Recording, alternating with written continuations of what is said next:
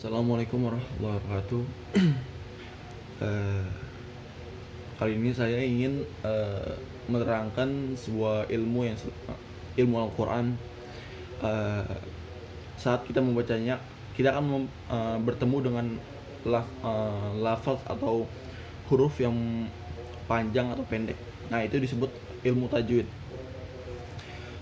Kali ini saya akan membahas salah satu ilmu tajwid, yaitu mad ya. Mad terbagi banyak macam. Salah satunya ada mad tabi'i dan mad arid sukun. Apa itu mad tabi'i? Mad tabi'i adalah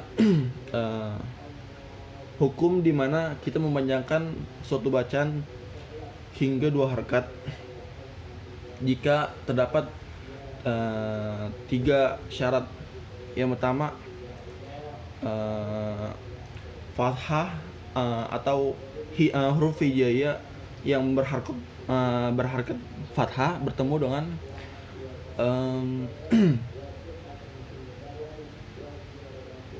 alif. Ya, jika ada huruf hijaiyah bertemu dengan yang berharkat fathah bertemu dengan alif, maka hukumnya atau bi, yaitu dipanjangkan 2 harakat.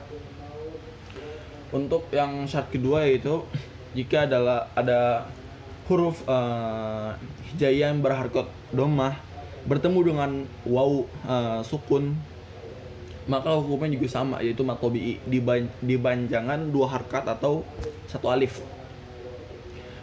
Dan syarat yang ketiga, yaitu jika ada huruf hijaiyah yang berharkat kasroh bertemu dengan ya sukun, sama, yaitu mad tabi'i juga, dibacanya panjang 2 harakat atau 1 alif gitu.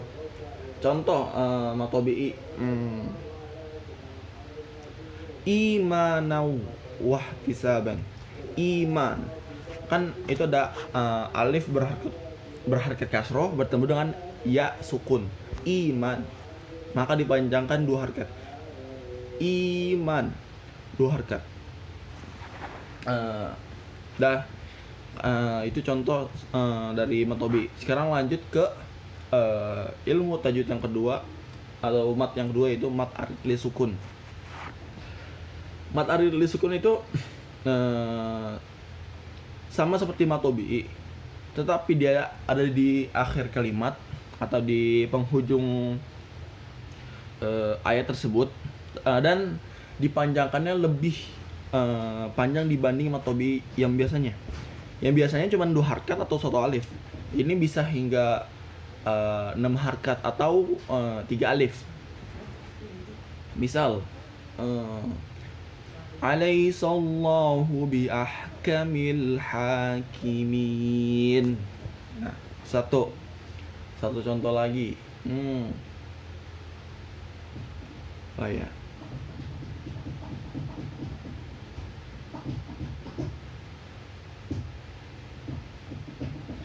Faja'alahum ka'asfim ma'kul. Nah, itu ada waw dengan huruf hijaiyah itu qa berharkat dhammah.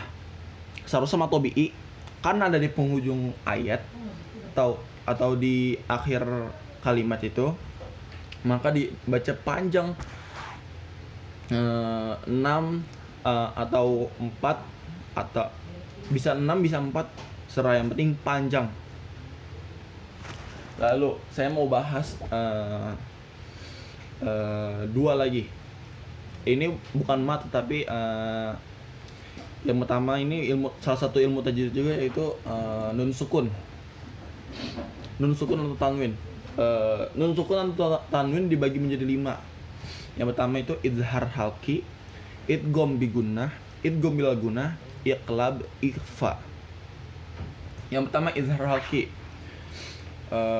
hurufnya hamzah, ha, ain, ha, ghain, kha. Dibaca jelas, izhar halqi, jelas di tenggorokan. Misal contohnya bentar.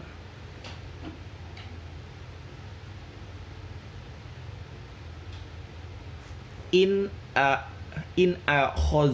Nah, contoh kan itu memang bukan nggak ada di Al-Quran, tapi salah satu contoh in a itu nun mati bertemu dengan ain atau salah satu huruf idhar raqi itu ain. In akhoz dibaca nunnya dibaca jelas karena apa?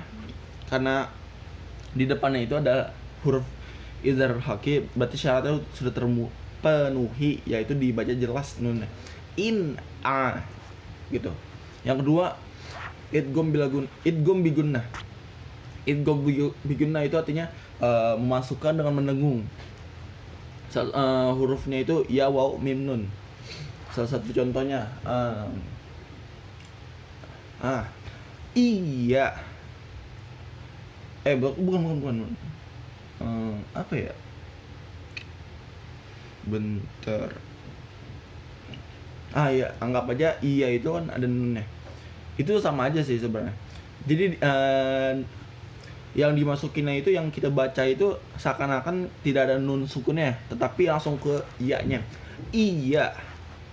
Karena itu termasuk idgham bigunnah, jadi dimasukkan ke dalam huruf depannya. Jadi iya, karena anggap aja itu depan alifnya itu ada nun mati. Jadi seharusnya in ya, jadi iya. Itu karena idgham bigunnah. Contoh yang ketiga, hukum yang ketiga itu idgham bila gunnah. Memasukkan dengan tidak mendengung. Dimasukin tapi tidak mendengung. Contohnya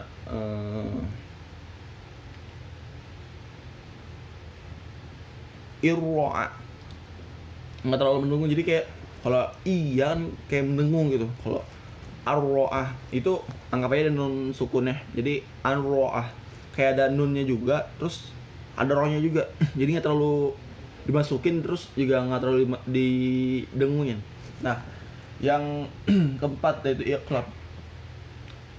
Iqlab itu artinya kalau nggak salah itu menukar, dan hurufnya itu cuma ba. Salah satu contoh iqlab, contoh bacanya mim ba'di. Seharusnya bacanya gini ya, kalau misalnya kita nggak pakai ilmu tajwid, min ba'di. Karena ada nun mati bertemu dengan ba, kita ganti nunnya itu menjadi ba, dan hukum bacanya mim ba'di gitu. Yang terakhir ada ikhfa.